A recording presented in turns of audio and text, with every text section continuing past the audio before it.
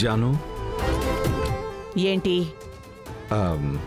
అంటే ఆఫీస్లో stop it Ravi, stop it. తనకి సపోర్ట్ గా మాట్లాడడానికి వచ్చావా? లేదు జాను, నేను రవి, తను ఎంత పెద్ద తప్పు చేసింది, తనని ఎలా క్షమించగలవు? ఇది ఎన్నో ఏళ్ల కల తెలుసా?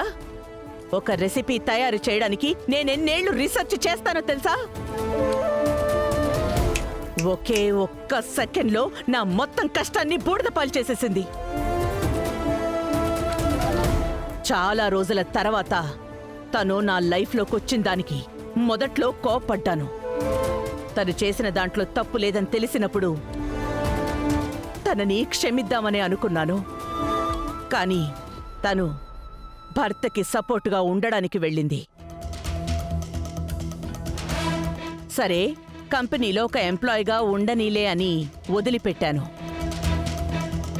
వదిలిపెట్టడం ఎంత పెద్ద తప్పో అని ఇప్పుడు తను నాకు చూపించింది కదా.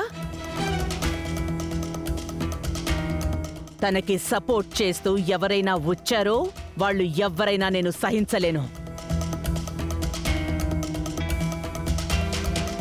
రవి, జాను,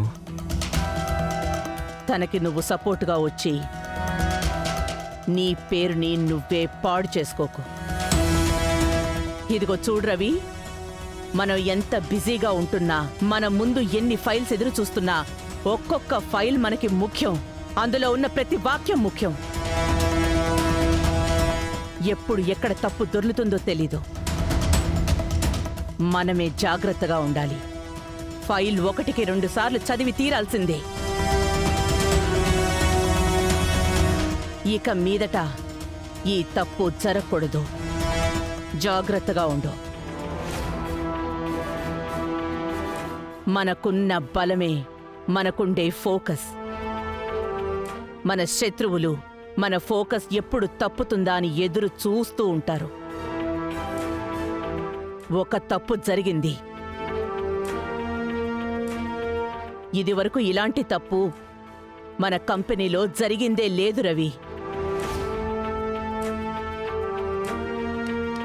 కొంచెం కేర్ఫుల్గా ఉండు.